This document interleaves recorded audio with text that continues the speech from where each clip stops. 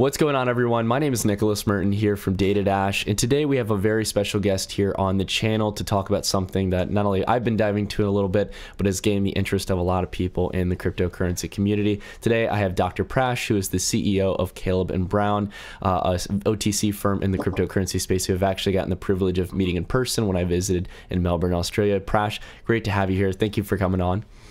Morning, Nicholas. The last time we met, you were here in our office. It's been a while. Yes, it has been. I had a great time. We actually met back in February when I got to visit in Australia. It was the last spot I went on the world tour before I went to Canada and back to the States. We had a really good time, had a nice little kind of group party, got to meet some people in the Australia community. And it's also been really exciting for you. I bet you guys have grown a lot over the time we first met. So I'm excited to talk a little bit about that later on in the video and talk a little bit specifically about Caleb & Brown. But I think this is going to be a really exciting interview because so many people in this space have been trying to get a little bit of an insider's look into the OTC space. So I want to go ahead and let you take it away and start off with a really simple question. You know, what is OTC for those out there who have been hearing all the buzz about it but don't really understand what that three-letter acronym really stands for and what it means? Sure. The OTC space, well, principally stands for over-the-counter trades. These are trades that bypass the order books on major exchanges, and they either happen using an OTC trading desk, such as Caleb & Brown, which is a lot of what we do, or they occur via principal-to-principal trades. So that could be peer-to-peer trades, it could be business-to-business trades, and using an escrow in the middle. Now, there seems to be a tendency to relate the term OTC to mean whale trades. These large, high-volume OTC trades in the $20, $50, $100, $500 million range. And yes, those do exist, and there are quite a few of them that pass through our order books. But in terms of frequency, they're not the bulk of what the OTC market actually constitutes. The large bulk of them are actually much smaller volume orders. They're often individual investors, and we can go into the reasons why people choose to trade OTC. Yeah, definitely. I think that's the thing that I've had a really interesting time learning over the time I've been studying OTC markets is that you're really dealing with a range of people who might be trading something as small as $5,000 to $10,000. And years ago in the crypto space, that was a lot.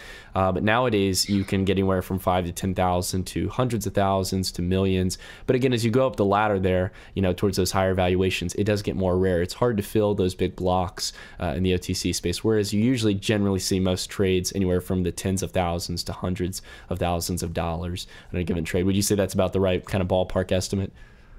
That's completely fair. So when we started this brokerage, one of the main reasons, for me at least personally, getting into this market was the fact that trying to buy even something as around the region of $10,000 worth using an exchange was a problem, was a big limiting factor because you worked your way through the order book. Obviously now that's not so much of a problem anymore. We just ended up adding a zero to that figure. But the OTC space is still as relevant for those smaller orders and for individual investors as it is for the large volume orders, most definitely. Cool.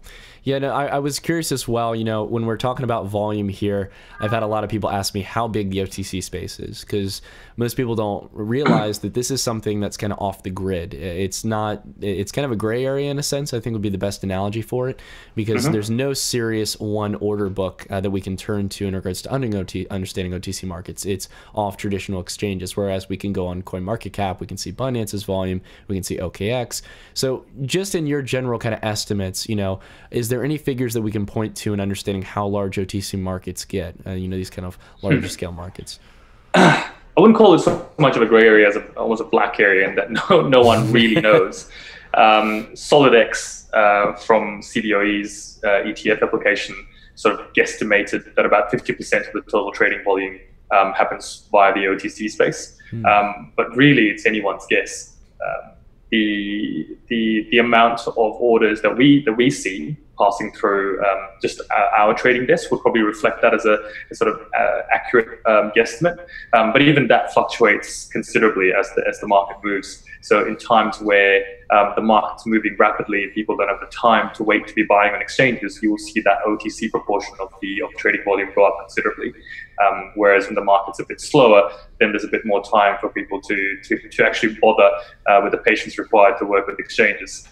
So there's a lot of flux there, and it's really hard to know.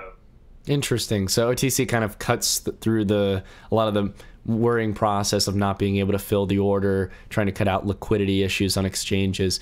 And that kind of leads me to a question that I've always kind of tried to answer for people, and that is why OTC is important. Because I think, again, like you stated, there's the stigma that, you know, the OTC space, because it deals in these large amounts of volumes and usually deals with large orders, that it's some kind of evil kind of echelon of, you know, finance in the crypto world that we just don't understand. It's evil. But at the same time, there are actually benefits both for institutional traders and also retail traders, even if you're not engaging in an OTC order. And I think the big thing is slippage. I've tried to talk about this, but I think it'd be good if you spend some time explaining to Prash and maybe some other things as well, such as privacy concerns. Sure.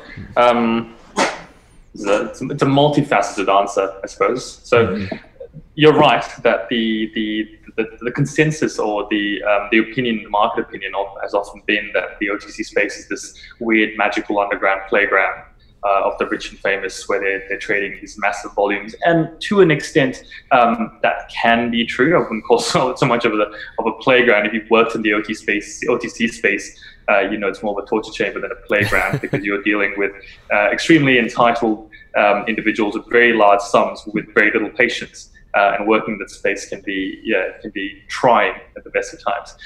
But it does work well for institutional investors, for example, who are working in that sort of large volumes.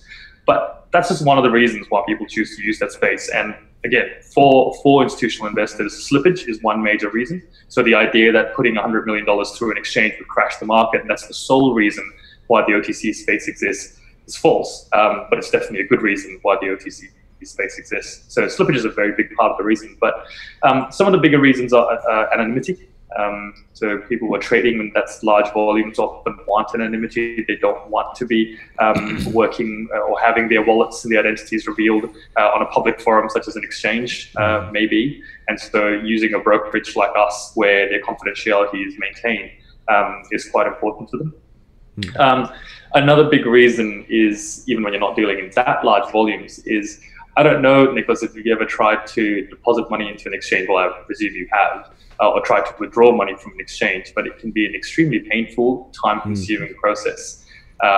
Support tickets can be slow to non-existent at best, and delays in getting money out of an exchange or getting money onto an exchange can be anything from a couple of days to a week to 2 weeks. And that's not the kind of time that most people have, particularly in considering the volatility of crypto markets. A week is a lifetime, you know, when you're in a bull market or when you're in a bear market. And that's something that OTC desks allow you to completely avoid. Our turnaround time is somewhere between 1 to 3 days at a maximum, and most of that delay is caused by how long banks take to get the money across, not via us. With exchanges, the reason why these delays often happen is that exchanges often don't have direct bank accounts. So most exchanges are having a lot of trouble, as is with a lot of companies in the crypto space, have trouble maintaining bank accounts. So they often use third-party companies to manage these bank accounts. And so when you're trying to process a withdrawal or a deposit, you often have to go through this convoluted process of a whole third-party company before it gets back to us. When you send a support ticket, it's not the exchange necessarily who's got the answers. As much as we vent our frustrations on the support teams of the exchanges, it's often them having to go through their third party to work out why there may be a delay. There may be an intermediary bank that's in the way. And that's a very circuitous process that the OTC desk completely avoids. So that's another big reason. Yeah, no, I guess sorry, I was just going to say, I had to speak on this whole last point here about, or the one before really about waiting for exchanges. The reason why I can relate to this personally, I've not only heard, there was a lot of stories with like exchanges like HitBTC and a lot of others that had literally had funds locked up, in Poloniex I think as well, that people had their funds locked up for months on end and they weren't able to get a support ticket through. But I've actually had personal experiences. When there was a cryptocurrency I wanted to trade one time, I actually went through, I went through the KYC process, gave them everything that they needed, and it still wasn't enough. And it literally took me about 3 weeks to get my funds out. And Yeah. It was all for a simple trade. And I was thinking, I'm like, you know, I've experienced with most exchanges that things go well, but again, you hit one or two major exchanges, and you'll find that again, sometimes it's not as transparent and as easy as people would hope it would be. And whereas you know, crypto is kind of seen as this alternative that gets around the bureaucracy of banking and traditional finance, it turns out that sometimes you need to look for alternatives. Well, the problem is, I guess, exchanges sit in this interface of the fiat and crypto space. And so they, unfortunately, still have to bear the burden of what the lag time, I guess, that the fiat space still encounters. So when banks have delays, as much as a Bitcoin transfer can take minutes, or crypto transfer can take minutes, bank delays is still something that they're subject to. So, and when a lot of OTC desks and brokers such as us, some of the questions we often get asked is how we justify our fees. And a couple of percent in fees is something that people balk at sometimes. But when you really consider the opportunity cost of having your money locked up for days to weeks, and how much the market can move in that time, that small, a couple of percent, ceases to really, it pales into its significance. Yeah, I mean, facing the issues of waiting time for money to come through, waiting for obviously, wiping away the concerns as well of slippage, and being able to guarantee some sense of privacy. Again, you're factoring other benefits. So I can understand that to a degree. Again, the more quality you're getting, the more you're going to be paying. You don't always find that though on most exchanges. So, I mean, you know, going on here, you know, I want to really talk about who uses OTC, because again, as we're trying to learn more about this space, we're trying to learn about the kind of, if there's over, you know, we're talking about matching traditional exchange volume here, anywhere from 10 to $15 billion, depending on what kind of day we're seeing in crypto markets, even in this bear market. You know, who's processing this 10 to $15 billion in volume? We obviously know that there's a lot of people with a lot of Ether raising in ICOs. So are ICOs common in it? So again, multifaceted answer, and we'll go through the entire range. So who's using the OTC space? Institutional investors are a large proportion who use that space. Miners, so this is a relatively interesting point. Miners, on one hand, may use exchanges so that they can be market makers on an exchange and therefore dispose of their coins in that way. But often they prefer the security of having an OTC brokerage, for example, that will allow them the guaranteed opportunity to offload a lot of their coins, and then the rest of it can be offloaded off the exchanges with that slight unpredictability of how much they may be actually able to sell. And there are a lot of individuals who have concerns over tether, for example. So there are a lot of exchanges where if you're trading out into a fiat equivalent, you're selling out your crypto, you're trading into tether. And let this not be a statement that we're making about tether, but we have heard a lot of concerns from people who would like not to enter the tether space at all because of the concerns they have about its validity or about its authenticity, or the various reasons why people back away from the tether space. And for them, being able to trade directly into fiat, which is what a brokerage often can offer, is a big value proposition. So in that case, people are willing to go the distance in regards to paying that extra fee, something more than they probably pay on Binance, in order to actually go towards real physical fiat, and you can provide that in OTC. Exactly. Okay, cool. Correct. I mean, yeah, definitely go on. I guess the last bit I wanted to talk about was the idea of slippage. When you're talking about smaller orders, sometimes it isn't that big a deal, but having the security of being able to just buy at a spot price is something I think is quite underrated, and something that a lot of people quite value, particularly more traditional investors who have been investing in traditional markets, non-crypto markets. The idea of being able to buy one thing at one price right away is a peace of mind and a comfortable zone that they can operate in. And that's where, again, a brokerage simplifies that whole operation by offering you a single number rather than you having to work your way through an order book. Or people who don't know how to work an order book. A lot of our customers, a large part of our value proposition is the ability to allow people without extensive crypto knowledge to enter the market easily. and a large reason for that is that they don't have to work an order book. Yep. They can deal with the person instead. So that makes a good case for the OTC space to exist. Absolutely. I mean, I can tell you, going from trading in traditional markets, for example, when I would look at an equity, for example, that was publicly traded, I wouldn't even care about the order book. I mean, I'm obviously, both in crypto markets and traditional markets, I'm no whale by any means, but at the same time, there is such a difference between trading on traditional, equities markets with the kind of liquidity that you see going through daily on the order book versus what you're going to see in crypto markets. Even the smallest trade can see a fluctuation of price if you're trying to do a market order. So I absolutely agree with you. Nicholas, this video will probably be out of date in a couple of months, I imagine, or a couple of years. We don't know. Let's see what the next bull market brings in terms of increasing the market capital. But this is very much relevant because of where the market cap stands at the moment. Like the market capital of crypto is minuscule when you compare it to traditional markets, and it's something that we often forget when we're working in this space, because we're in this particular zone. This is all that we see, but we compare it to traditional markets, it's absolutely nothing.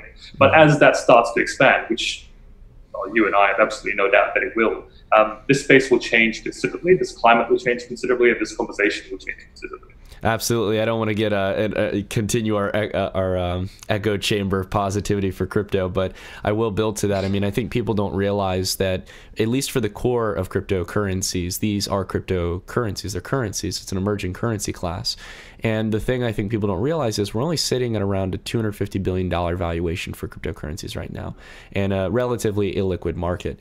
When liquidity comes in and when this becomes more mainstream, we could be dealing with a multi-trillion-dollar currency market. Traditional Forex markets are a double-digit trillion-dollar market, so there's a lot of room for growth if cryptocurrencies continue to pick up adoption through merchants, through investors.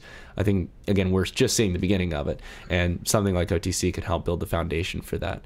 And, in regards to trends as well, I'm curious, what have you been spotting, at least from what you can share in the space? Because we understand now some of the players in the OTC space, we know ICOs, miners, institutional investors, people with larger weight of cryptocurrency.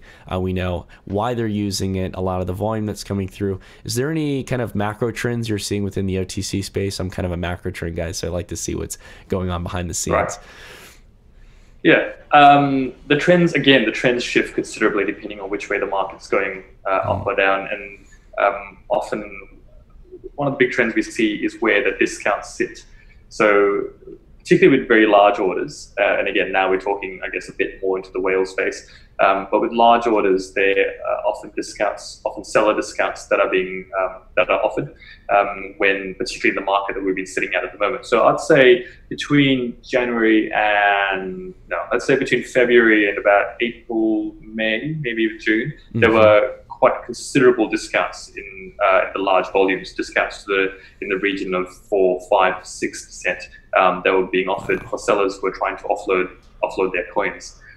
Now that has distinctly slowed down, that has distinctly flattened out, and now we're lucky to get 2% discounts when for sellers trying to offload that. Now for me, that's a relatively good sign that the market's starting to pick up again, because sellers are ceasing to be as desperate to get rid of their coins. They're not needing to offer those discounts to attract large volume buyers. Now these are the currents that you don't see, I guess, on exchanges, for example. And for me, it gives me a good background,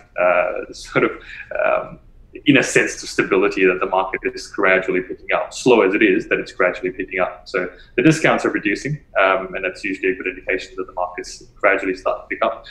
More institutional money has been coming in, and that's what's eaten up a lot of the discounts over the last couple of months. Again, something that's not reflected either in market capital necessarily or in the prices on exchanges, but eventually when that does start becoming realized, I think that's when we'll really start to see that being reflected in the price rise. Yeah, I was going to say something, I want to get your opinion on this, Dr. Prash, on this whole idea of, when we're talking about institutional money, it's a very broad term. Some people have been asking me, Nick, be more specific. What do you mean by institutional money? And so far, what I've gotten a hold of when I talk about OTC markets is the major two kind of branches that I see, they kind of fall in line with the same kind of objectives, are family funds and hedge funds. So family funds, for example, are people who manage family wealth that probably was built up over, building businesses or financing other projects, and then also as well hedge funds, which are much more free to speculate and invest in things because they can only support accredited investors. Would you say that those are kind of the two branches of finance that have been acquiring massive orders of crypto on the buy side? I can't give you any names. I'm bound by confidentiality, but very broadly speaking, yeah, you're probably right. Family offices are big, hedge funds are big, investment banks are big, and surprisingly, just banks. Wow. Spot on, just banks that we all recognize and know by name, and whose CEOs and chairmen have been very outspoken against cryptocurrency over the last years or months. When we see their names pop up at the end of the eventual chain, you got to understand that there's very large volume orders. There's often a chain of brokers and intermediaries and middlemen before you eventually get down to the buyer at the end of the line. And the name that pops up at the end often does surprise you. You go, I wouldn't have picked that name. I didn't think you were into this. And it's a bit like digging through your dad's record collection and finding a Britney Spears CD. And that's often the sense that I get. Like, oh, well, that's a surprise. That's nice to know. But yeah, it's those are the two main categories. But most large financial organizations seem to be entering the space in one way or the other. And when they're entering the space, the volumes you're talking about usually have quite a few zeros at the end of it. Yeah, I mean, that's the thing. When you just get up the ladder of finance, I mean, in hedge funds and family funds, you're already dealing with a lot of money. But when you're talking investment banks, commercial banks that people know every day in and day out, I mean, to them, it's chump change. But at the same time, I mean, these are massive orders in the crypto space. So, yes. I think people who have been, I've talked to people about this in the space and they don't usually believe me. But again, I've been trying to press that they're going to get some exposure, either for themselves or for their clients in that case. There's always going to be someone involved in this kind of a massive wealth, and they're going to get exposure into it early on. But yeah, so anyways, yeah. Oh yeah, go. So I was going to say, I think as much as their leadership or their PR may reflect a particular public sentiment, these are finance guys who've been in the game for long enough to understand a price rise when they see a price rise, and they're not going to miss out on this if they can. And so the idea of investing, what for the crypto space is a large amount, but for them is just a very small portion of their portfolio as a sort of hedge, makes a lot of sense. The idea that cryptocurrencies are an unrelated market, which in the times of a potential financial crisis, which I think a lot of us in the crypto space tend to be doomsday naysayers for traditional fiat markets, and expect it to be in the present, really. And for them, this crypto does serve as a good unrelated hedge, and they're no stranger to this idea of any possibility of hedging their risks. And that's very much one of the reasons why they are getting into the market in some way or the other. Absolutely. I think that people are underestimating, as much as it's a speculative market, the same goes for precious metals in that sense. And because of that, people are going to find ways to distribute and hedge against, for example, doomsday scenarios, which I think you absolutely hit the nail on the head. That's generally the crypto space, myself included. But, I try to be rational in saying that, look, this is an emerging currency market. Along with that as well, it's seen as a speculative asset market. People define Bitcoin in different ways, but it's not going away. And if you get 1 or 2% exposure in pension funds, I mean, this market will absolutely grow to levels we haven't seen before. We've rarely seen this kind of adoption and growth in such a small market. So I can't wait to see it actually come together.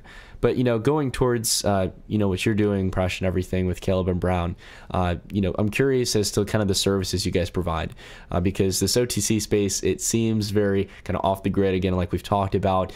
But how does someone get involved in OTC, and why? And now that we know some of the benefits as to why people should leave from traditional exchanges, how do they really get started with it? Sure. There's a range of services, I guess, that we offer. And only one element of it is working in the really high volume OTC space, brokering these large volume whale orders, if you want to call it that. The bulk of it is allowing people to buy, individuals often, companies, ICOs, to either buy or sell large volumes of cryptocurrency. And if we're talking about the individual space, is allowing people to get into the market in a larger way than you would want to, perhaps on an exchange. So if you want to buy anything from $10,000 up, we allow you to get into the market quickly and safely, really, with an ongoing service. So the problem with a lot of people who buy into the cryptocurrency market, there's no ongoing follow-up. You buy as you're using an exchange, and then you're just left there with your currency, and it's fine if you're well versed in the space and you know how to trade and you know what you want to do with it. But for those who don't have that knowledge, for example, that knowledge gap can be a big barrier to then developing your investment into something worthwhile. And that's why we run this as a brokerage, not purely as an exchange service. So the idea for any client of ours is that every client gets set up with a personal broker, one who takes you through the entire process from initial education to wallet setup and security. And I'll be hoping that most of our clients will already have that set up, but if they don't, that's absolutely imperative for us. And then once that's all set up, taking them through buys, sells, and our buy and sell process allows you instant access within, I'd say we would be able to lock in the price instantly. And the only delays in getting the actual coins across to you comes down to banking delays. But the idea is that as the moment you've decided you want to purchase, we're able to lock in the price for you right away. And so rather than suffer the volatility of the market, you can actually capitalize on the volatility of the market because your price is locked in right away. And then there's the aftercare, if you want to call it that once you've actually purchased, you still have this broker who you can contact at any time. Or whether it's for market analysis, use of which way the market is shifting, possible diversification opportunities. We analyze and pick a couple of ICOs every now and then, which is something that we offer to our client base when we come up with something that we actually are willing to put our own money behind. We're very, very cautious about this. And on the other end, something that we offer, particularly for our Australian clients, is an in-house tax consultancy service. So it's a sort of closed loop solution. So they really don't have to hunt around all over the place to try and find the solutions to their crypto questions.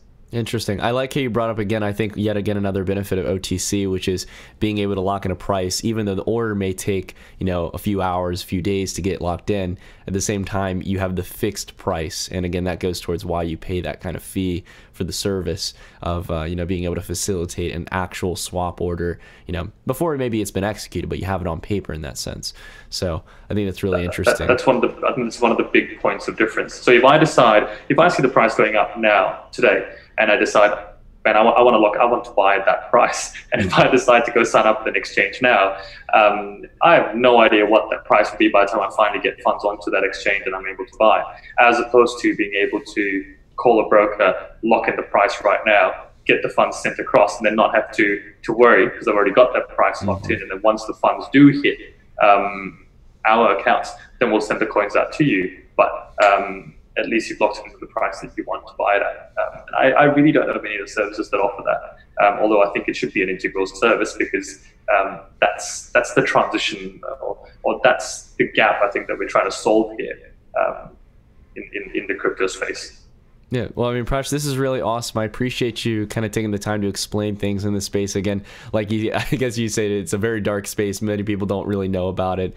We're still trying to learn about it ourselves as retail investors, even though it's not really, I guess, kind of our world of trading. But again, like you said, it can be a world where we can step into it. It can open up to people who are doing trades around $5,000 to $10,000. It's not this big elite club in a sense. So it's cool to see a little bit of a perspective as to how people can get engaged in this market, start understanding it, kind of get who's playing in this market. Are there any things that people should go to in regards to learning more about it? Do you guys have any sources that people could look into to kind of learn more about, how Caliber Brown operates, how OTC markets operate? My pleasure, Nick. The first thing you could do is always you can refer to our website and perhaps sign up to our newsletter. We send out regular market updates We produce a video series that we put out to our clients, just explaining sort of a few current concepts, and it allows you to just sign up and get registered, such that your broker can start to contact you, or you can contact your broker as and when needed, so you can get market updates on a more personal level, rather than just having to read things off CoinMarketCap. That point of difference is something that people do appreciate, and something we'd like to offer. So Caleb and Brown is the name of the brokerage. Nicholas, I don't know if you have a link out there for any of your viewers if they want to yeah, get I'll across go ahead. to that. I'll put it down in the description and kind of info and stuff after the video. Yeah. Great. And while we're based in Australia, crypto markets are global markets, and there's no restriction on where our clients come from. We've found, interestingly, our clients have not only the range of countries that our clients from range, even the demographic of our clients. I think our oldest client we got recently was 78, Wow. which I was extremely impressed by. I remember thinking, I need to write this man a letter. Going, well done, sir. But yeah, so the range of our clients are completely diverse, whether that's nationality or any other demographic, and we're happy to entertain the entire spectrum. Awesome. Sounds good. Dr. Prash, thank you for taking the time to talk about it. Glad to see everything's going with Caleb and Brown. And again, if you guys have any comments or questions about OTC markets that you guys want to leave down below, please leave it down. I'll try to get to answering it. Hopefully the guys over at Caleb and Brown can answer some questions as well. And along with that as well, yeah, definitely. And if you guys have any things you want to learn more about in regards to OTC markets, we'll leave all the resources, the important stuff down below in the description so you can learn about it. Hope you guys got something out of this. Dr. Prash, thank you again for taking the time to come on. Pleasure meeting you back in Australia, and pleasure having you on the video. Likewise, Nicholas. Till next time. Awesome. Take care.